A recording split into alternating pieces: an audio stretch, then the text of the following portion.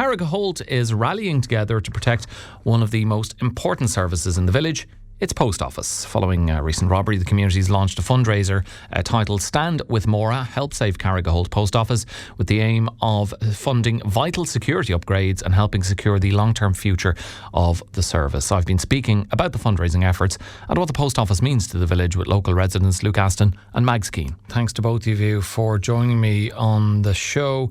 Luke, Carrigaholt has obviously been through a very difficult time recently. How would you describe the mood in the village at the moment?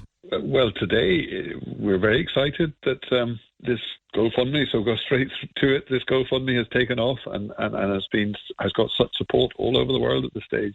But it's certainly been a hard few weeks because of what happened to Maura and the post office. And,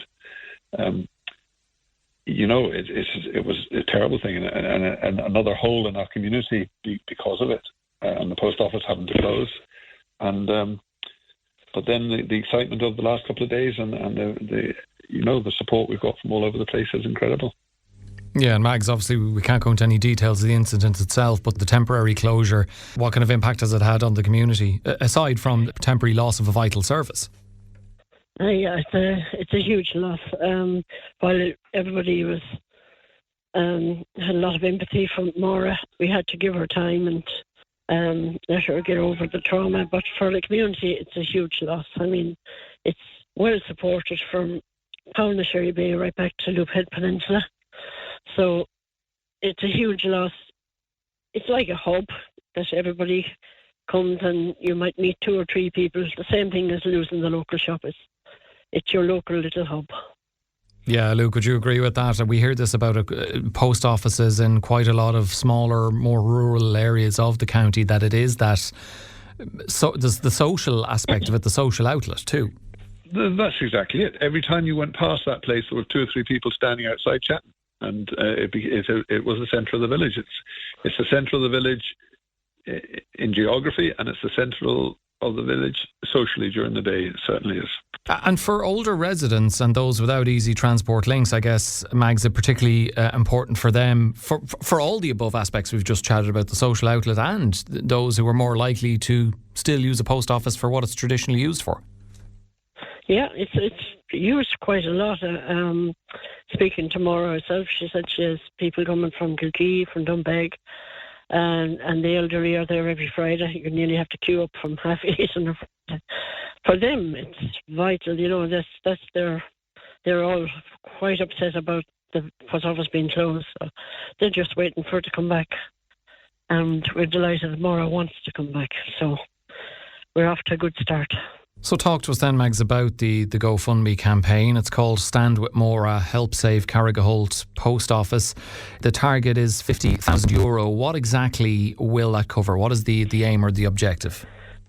Well, there's a lot of work to be done. We're moving the post office into the next room, and that has to be rewired.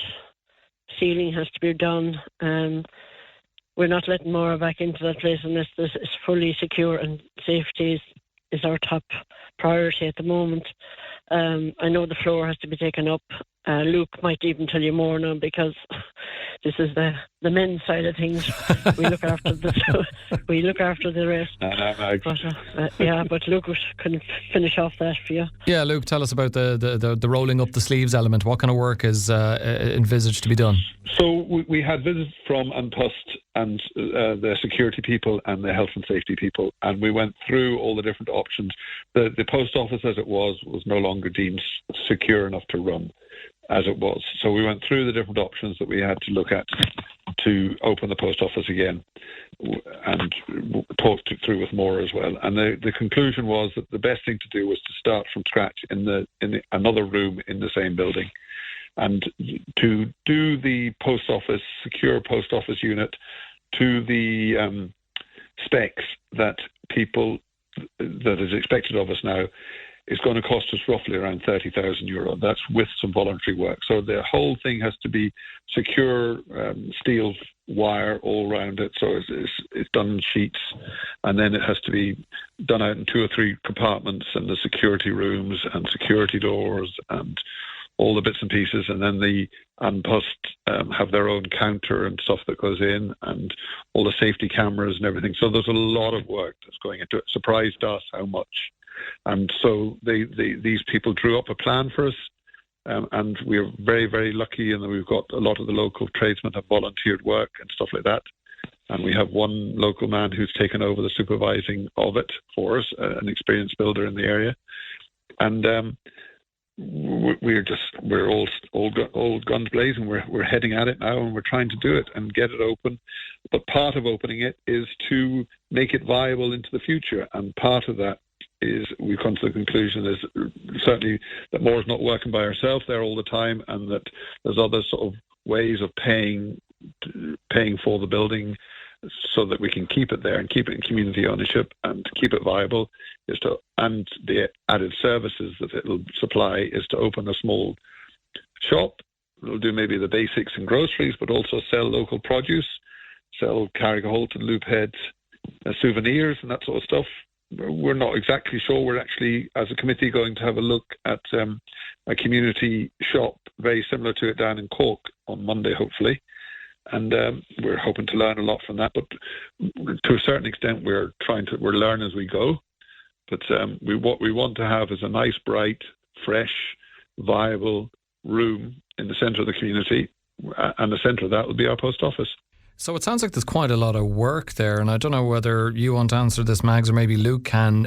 Is there a timeline for reopening? And I guess, is that dependent on how quickly the necessary funds are raised? Yeah, well, judging by our fundraiser, it's flying, and we're over the moon and overwhelmed with the support, but we knew the support was going to be there, but it is extended to different countries even now. But yeah, we'd like to have it open in 2 weeks, but that won't happen. We have to wait for supplies have been ordered, and we just have to be patient. So my guess is April sometime. We haven't a date. It won't be March anyway, I'd say. But we'd love it to be March, but we just have to be patient. Has to be done right. I guess whether it's March or April, though, Luke, it is getting nearer, at least anyway. Yeah. We had a meeting the other night when Niall agreed to take on the work that he's doing, and we said we want to be open for Easter, and he looked at me and he says, "No, in reality, that's not going to happen. But we are aiming hard for as early in April as we can. That's the plan, and we are very, very lucky to be getting the support from both the tradesmen, the local people who are all rolling their sleeves up, and the people all around the world that are helping us with the fundraising. And it will be, it'll be hopefully an exciting new start for Carrigaholt. Luke mentioned there, Mags, the support from around the world. Are you seeing support from people? Obviously, the support you're seeing locally shows the strength of community spirit in Carrigaholt, but are you seeing support from around the world, Chicago, from people originally from the area who now live elsewhere? Yes, that's exactly it. There are people like Chicago and New York, Australia. These are people who probably have been born here and reared here, and they're even their extended family. So, it's unbelievable. Different counties, different countries. It's just unbelievable. Outside of the GoFundMe, we have a few elderly as well that want to donate. So we get them. They can drop at any of the 4 businesses in Carrigaholt, and we keep track of that. Okay, so they can donate that way as well. In general, though, if people do want to donate, they can head to the GoFundMe page, which is called Stand. The link is on there. Yeah, Stand With Maura, help Save Carrigaholt Post Office, and I'm sure it'll be not a moment too soon when it does reopen. Mags Keane and Luke Aston, thank you to both of you, and the very best with the rest of the fundraising efforts and the work that's involved in reopening Carrigaholt Post Office. Thanks for joining me today. Thank you, Alan.